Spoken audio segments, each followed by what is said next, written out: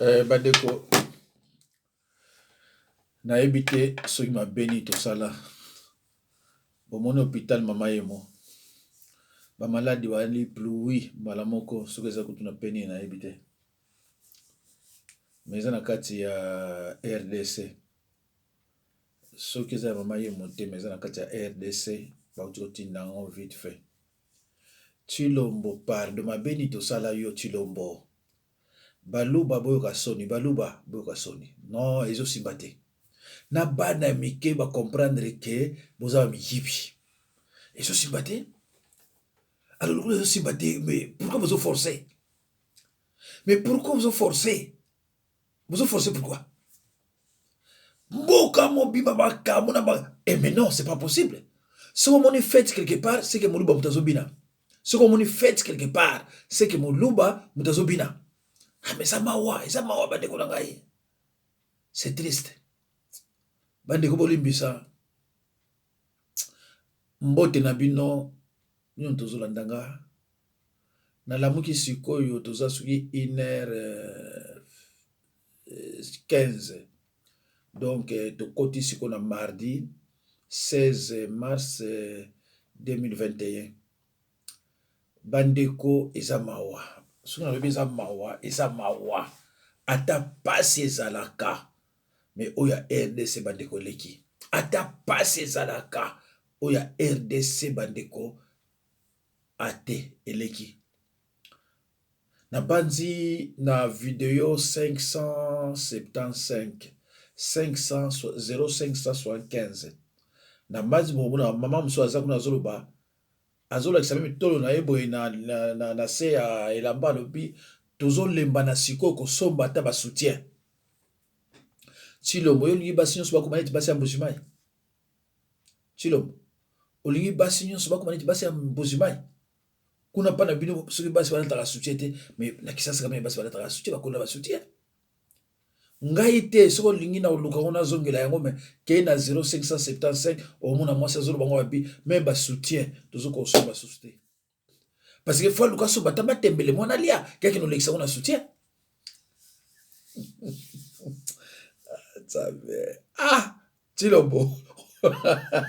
Ozo forcer mais aussi batté.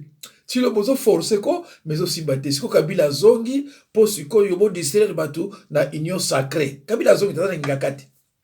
Na yebite so Alexa bino nini yango so bomona ite na Alexa yango. Eza mawa. Problème na problème. Na Alexa bino problème mususu. Ah, c'est triste bandeko. Ce qui vraiment mbokela ka boye te eza mawa. Sikoyo mutu oyo azobela pluie des côté la ina kati ya soki polyclinique hôpital. Sikoyo ako espérer na guérison ndenge nini? Ako espérer na guérison ndenge nini Chilombo? Chilombo yolo baki okufa pona ekolo Chilombo. 2 ans yango Chilombo na okufite. Mais qu'est-ce qu'il y a tant Chilombo? Ozo zela nini yolo baki okufa pona ekolo? Mais 2 ans yango ozo kufa te Chilombo. Chilombo, 2 ans yango yo ozo kufa te, yo lobaki okufa pona ekolo. Mais qu'est-ce qu'il y a tant? Kufa! Parce que qui ndeko? Kufa! Mais c'est pas possible, c'est incroyable ça.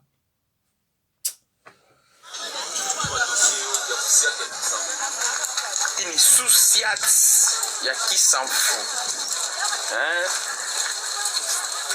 En direct de qui s'en fout, ça c'est Jean Kalombo qui est en direct de qui s'en fout. Oh là, oh là. Hakuna d'ici. Tout on a pris. Je ne saurais pas comment arriver là-bas, mais il y a trop de feu, je ne saurais pas. Mais quand même, vous avez vu, je ne saurais pas, police internationale, de qui s'en fout. Bon.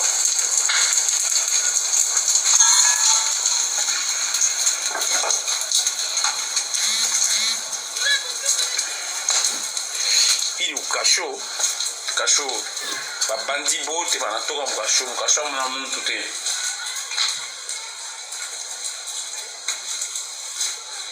Le peuple d'abord.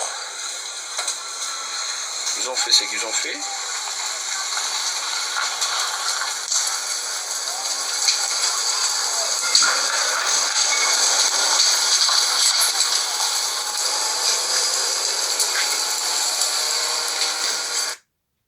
bandeko ekozala mokolo mosusu bolamuki bokoyoka kaka baluba bandokima na kisasa bokozala mokolo mosusu bolamuki ko baluba bandokima na kini bazokende bakongo mpo bapeti ya kuna basi balobi ke jour tokotomboka tokobanda na baluba oyo baza na basecteur na biso e tokotala sikoyo ntango bandokima mpe na bakongo kuna mpe bakozwa bino. Ah mais non, non, non, non, non, non, non, non, non. Peuple azomona passe na niveau moko eza exagéré. Si le monde a fin du mois aux 2 millions quelques. Quelques. Alors tant bazo le banabiso ke na basi na mibali bo bota makana yango. Ah non, eza le kutate. Maintenant je crie à cela que mobali ya moluba na mwasi ya moluba ba bota makana ki ndoki. So tali basi so baluba baza pour Chilombo. So tali mibali so baluba baza pour Chilombo. Donc vraiment bobota makanango. Vraiment bobota makanango et c'est malheureux. L'ifelo. Hein? Un lieu réservé aux impénitents. Un lieu de douleur, de grincement de dents. Bokota kuna. Bokota kuna ko? Yo kasi bo saïdo ni. Bokota kuna? Vraiment nzambe na ngai oyo bazwi photo akala bon botala bango nyonso bazotongaka libanda bango nyonso bazotongaka kaka kote ya Kivu kote kuna kote ya Tanzanie kote ya nani mais kote na biso omoni biso bazoba bamiyibi oyo ya biso bakende koluka basi babana basi soko 3 ndenge kimbuta balobi za na 3 basi bango toutes les femmes ba métis parce que yelo kola za mwindo leti nga donc amonaka mwasi ya métis on dirait ce qui est eloko nini na ebite ba métis on peut ba luba a donc azui basi o baza na sorcellerie toutes les 3 ba métis yemo Ghana mais kimbuta na ebisio soki o za tout le lokuna na mbongo yibaki soko zonga te tilo soki kimbuta soki nani ozo continuer comme la diamba oyeba un jour totala nanu bato.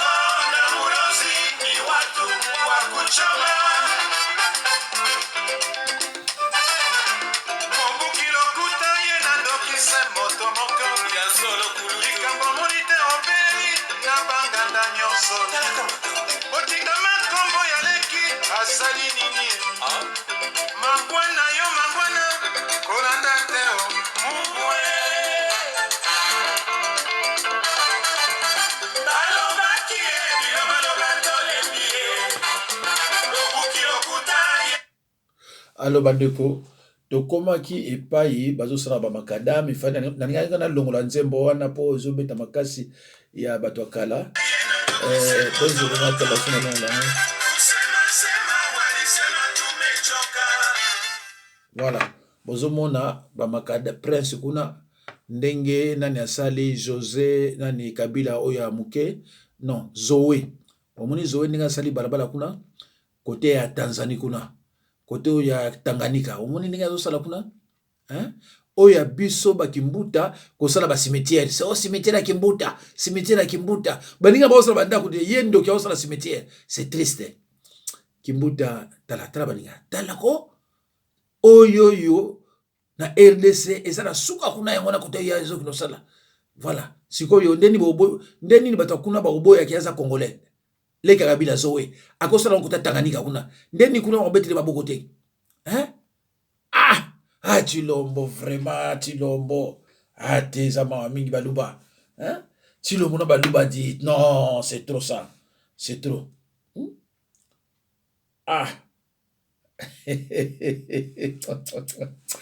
nzambe na ngai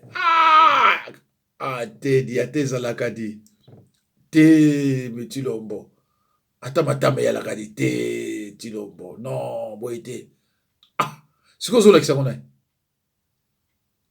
tedi peuple azosouffrir Chilombo peuple azosouffrir non bokomona bandeko mutu moko boya ayaka mwana muke na Kisasa babana ko benge kabamba mota théâtre banda aya na Kisasa ti lelo atikala osala tala compagnie moko te kaka ba théâtre na flatterie ya kebamba ya baluba lelo oyo pour la première fois Tshilombo azwi pouvoir asalisi anniversaire pe azobina bamusu na bai na bino fête nyonso bokomona moluba moto azobina azosepela fête nyonso tokotala ye kabamba boyebi moto ba théâtre alati veste nzambe na ngai ezala tala soki eza ye voilà je ne sais pas mais na banzi ekozala ye ezokende malembe voilà botala eza yeyo voilà baluba na baluba mongala aza kuna te tala nzambe na ngai ye na mujimai okosepela boyo na mujimai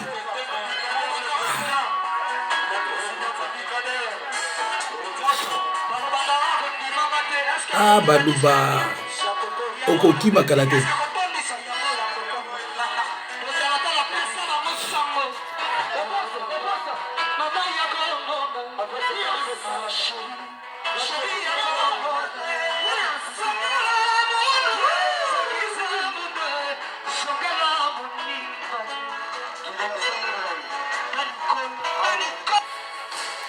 bandeko wana bomoni un certain Masasi Kabamba ya théâtre pendant que bato kuna bazo souffrir baluba obimisa mbongo basaka ba fête ba anniversaire bomona ki Tshilombo ndinga ya kina osoba ba fleur ya fête de mama donc bango souci ya bato ya est ezate souci ya bato ya est ezate oyo aza kobina awa alors que mutu munene akufi nani le pharmacien Etienne Flaubert akufi oyo asalaki kisi ya COVID-19 oyebi ke bemena ye ata autorité moko ya RDC azate ata autorité moko ya RDC azate mukongo yo mutu amayele akufi so na 72 ans mutu amayele akufi so na 72 ans asali kisi ya COVID-19 bayi kotala babi non sobo landi mutu wana bato bakozwa vaccin te bomelisa yango bamelisi yango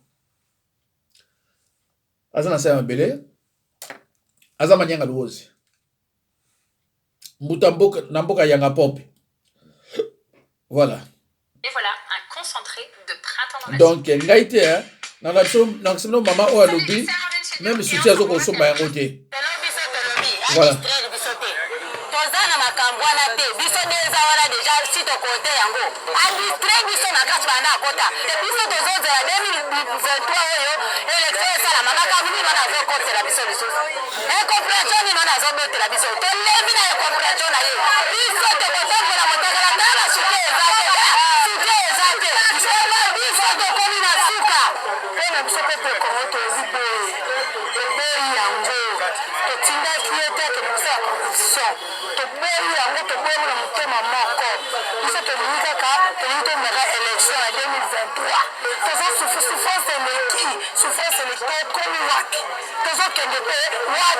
IDPS azobanga élection. IDPS akoki koloba te ke élection eza te. Alors tokotikala kaka tovanda tozela kaka ndenge azodindisa biso na potopoto biso toza na posa ya élection. 2023 élection nde ekosalema. Tokosala élection ndenge tosalaka oyo eleki na bakarte d'électeur. Toza prêt ya kosala élection. Déjà na ye wana eza ya pamba eleki ndenge ye moko alekisi yango etali biso te biso 2023 élection. Pas que ça.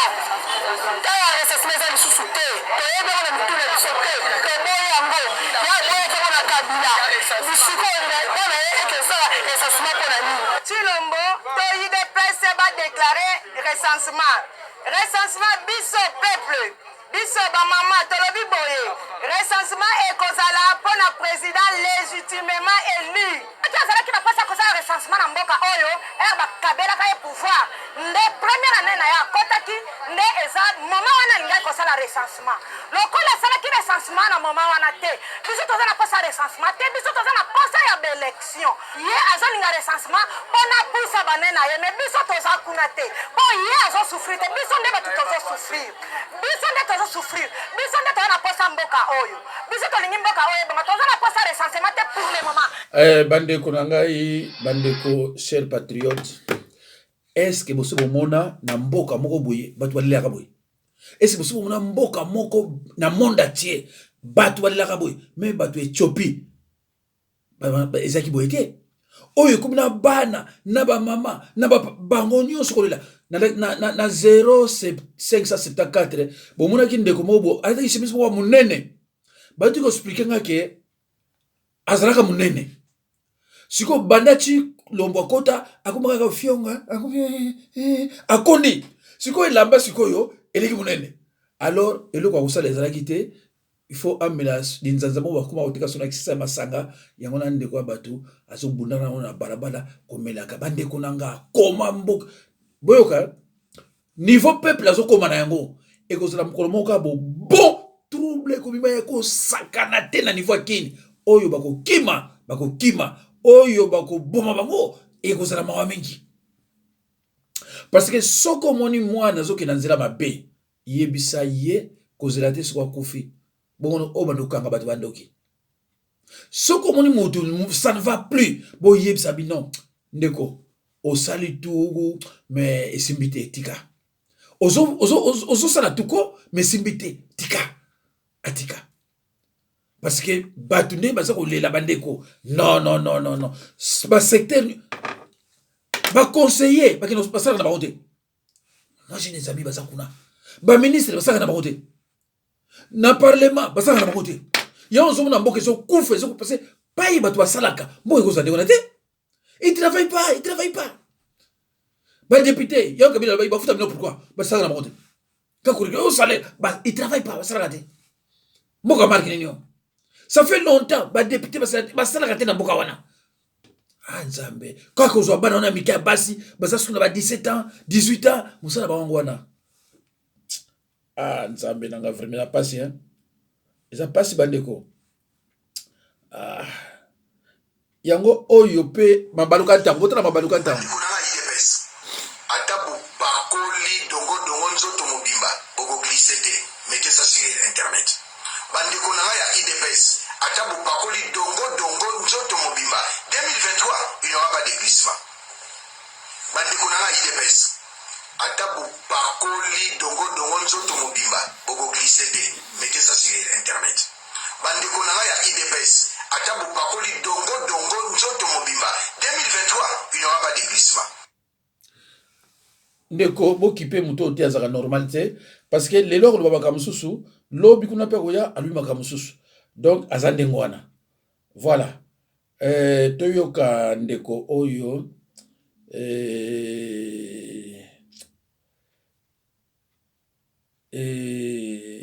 eza pasi toyoka ndeko katange voilà, il y a encore une autre chose ceux qui sont contre la République du Katanga qui parlent de leur fédéralisme qui ne marchera jamais et qui parlent de leur unité du Congo qui ne marchera jamais. Écoutez bien ceci, ouvrez bien vos oreilles, ouvrez bien vos oreilles, écoutez très bien ceux qui sont contre la République du Katanga. Ce que vous ne connaissez pas, que l'ONU, les Américains, les Occidentaux, ok, je veux dire les Occidentaux, les Européens, la Russie, tout le monde a déjà décidé de diviser le Congo en 4 ou 5 pays pour que la paix règne. Donc, ils ont dit que comme le Katanga était déjà indépendant, avait déjà sa constitution, donc nous, on n'a pas de problème. On peut déclarer notre indépendance maintenant et ils vont nous donner notre livre d'or, ils vont nous donner les papiers. Donc, ceux qui s'opposent à cette idée, ils disent qu'aux balkanisations, ceci, cela, vous vous trompez. Les grands du monde ont déjà décidé. Alors un petit ne fera rien. Tu peux parler, oh, ils vont diviser notre pays. Votre pays, votre grand Congo ne marche et ne marchera jamais. Donc, L'ONU a déjà décidé, les grands du monde ont déjà décidé. Donc votre Congo est déjà divisé en 4 ou 5 pays. Et nous les Katangais, nous sommes déjà indépendants. Katanga Nieto. Oui, c'est comme je disais, vous les Congolais, faites comme nous au Katanga, chassez les Kassaïens et tout ira bien. Si on n'avait pas de Kassaïens au Congo, nous serons dans un beau pays, un bon pays à vivre.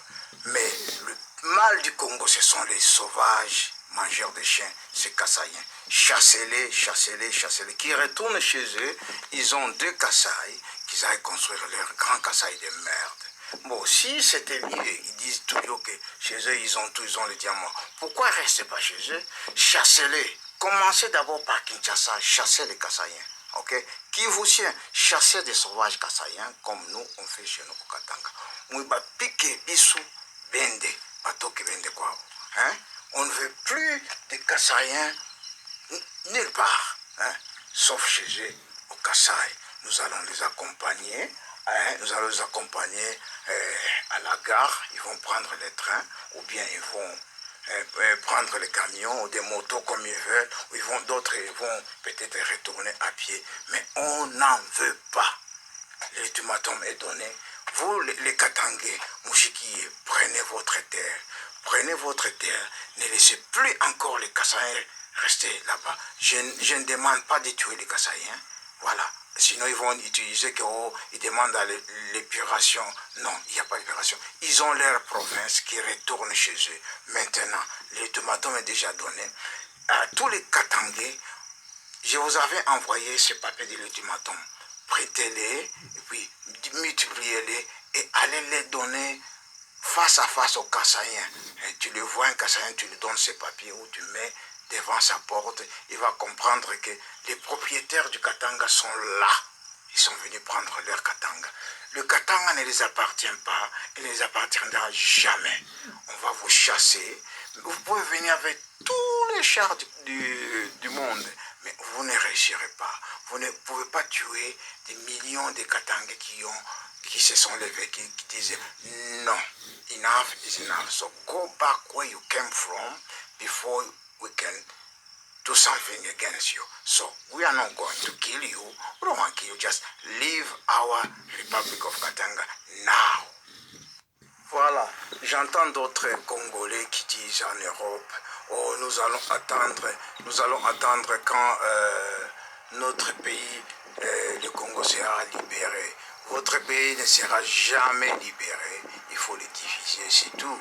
Hein, il faut le diviser en plusieurs pays. Voilà. Faites comme nous, les Katangais.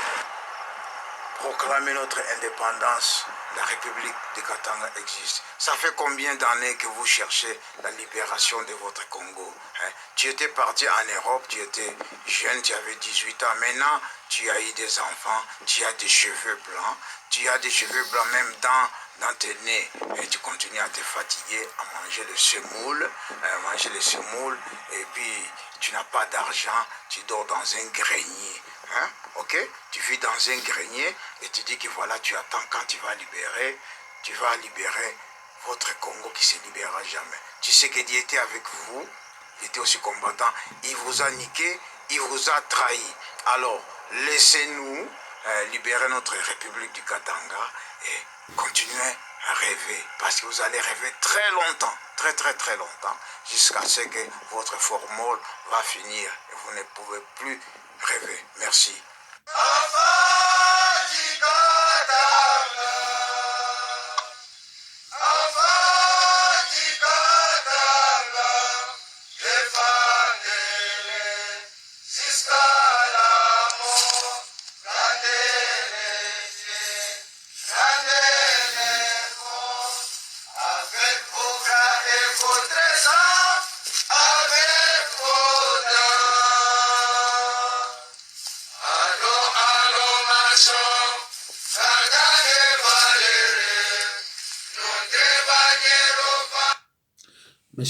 Mes chers frères patriotes, Nzambe Zanabino, Nabanzi Bolandi Kamwa Ndeko Makambo Lobi. Je vous ai toujours dit que Kabila est chez nous pour exterminer est balkanisé. Tshilombo ndenge aza wana ayebi certaines vérités. Bandeko ngana bana koyebisa bino tango nalobaka na bi, je ne vois pas personnellement qui peut libérer notre pays. Bozomona ngona ti blague, mais en réfléchissant nazana batu oyo na solo na bango bayebisa nga peke pays wana ekozala jamais libéré. Parce que totalement sikoyo pays na biso bakanga ngo clé de boa armée, pardon, ena kabila, pardon, armée ezana kabila oyo batie na bisala oyo biso tokoloba. Est-ce que omona ki batuti na Rwanda o basala lukule ezaki mpona baintere ya bamindele Kagame basala ye nini? Kotia bato na bakontere bakangi Kagame basala ye nini? Tango tozoloba toza koraisonner, il faut totalaka monde yango ndenge ezotambola. RDC eza continent. Eza continent moko oyo eza na richesse akosakana te. Pays ni na monde eleki biso na richesse eza bapeyi ya kotanga. Pays oyo eleki biso na richesse eza bapeyi ya kotanga. Grâce na RDC, ba Belgique, ba France, ba nini eza coexister. Alors, ceux qui vont aider ba côté wana, ba kotika yango te. Côté est kuna, eza batu moko ba kozongo te. Ceux qui batu bazongo bo et oza pona ba occidentaux. Mais ba batie bango ka wana, eza pona ba occidentaux. Mais na ba professeur na biso nyonso, richesse tala na Équateur. L'Équateur pétrole la gat, to bana yo ka pétrole la terre. Mais l'autre mois, il y a Équateur qui a son richesse au Saganate. Alors, ce qui est idée fédéralisme, le Congo, va. Tant que ce qui bat le balaka, bandi bayango, de passer au société. Il y en a un dès la salle qui union so, tant mon bout de pouvoir abi, qu'on travaille dans mon Congo. Pourquoi exclure mon Congo? Parce que ceux qui vont travailler dans mon Congo, mon Congo va battre, tu vas gestionnaire, tu vas boy. Balobi mu Congo il faut l'exclure na mboka ali bazu mu ba Congo ba exclure bango mundela ebeke tangu boko exclure ba Congo mboka ko kozala foncer na tout moko ya kosakana te bomone osiko bomone ngo top banda na vidéo kolobaka bango bazo travailler na ebise bino mbandeko. Pourquoi Kabila akembango vanda katanga boko zala surpris bazu pena katanga na bamboka na simbi. Mais lelo de tozo yoka ezala ba mboka oyo loi internationale ezali que ceux qui na mboka bozali bozo yoka na te boko ka bwana loi wana ezali ndeko landa ba mboka oyo yo esala komaka bazoka pe ba indépendance na bango. Alors tangu katanga banda kalaza ko senga yango ba Kongo pa senga yango ba cordé sikoyo ndenge de information zonango ba cordé katanga. Et ceux qui va accorder Katanga, beaucoup surtout comme ceux qui va accorder sous Bakongo. Biso tozo we la koloba ah tenilité ah boité mais tozo iba penza les Cameroun et ça nini tozo iba te. Donc ce qu'on se dit le bon il s'en fout de tout parce que bah il y a quelque chose qui est en train de makamezo kende. Bande kolanga so moto pe maboyeko pasi. Deko bato souffrir. Batu bazo souffrir. Ngai on azana bino boye, nazaka contact tina batu bazana prison. Soki o bazana libanda bazo souffrir. Bon o bazana prison. Deko, zoka image oya tato na tiaki na 0514 574. Zoka tata no so tianka o mona non tata wana chemise donc ekomi tala ya komi boye. Alors que ezaka chemise na eta ngosaka bureau. Siko nso te fionuki allez chemise siko yo za bolibisa ah deko soko lingi mboka na yebike bino kolanda nga bolingi mboka mi bandeko eloko na omona mawa omona batu balandi na ekomi déjà 2000 vues na 2000 vues wana 50 commentaires ah bandeko na yebike ebele balandaka mi babanga na bango biso to bimisaka bilongi mais yo même kokoma ya pamba zo banga mozo baki mboka ko changer mais kokoma ya pamba kuto zo banga ko pesa nga mbote na video ya pamba zo banga bongo mboka to zo ndenge ni mais baluba sont des tribalistes mais moko te bazaka me bato féliciter tala côté ya limia akosa mutakaza mungala so baza baluba kai baluba so bachika biloko tala soki nani oyo Claude nani wana soko bimisi na ine na pa mona liki 3000 mais tala ba commentaire na se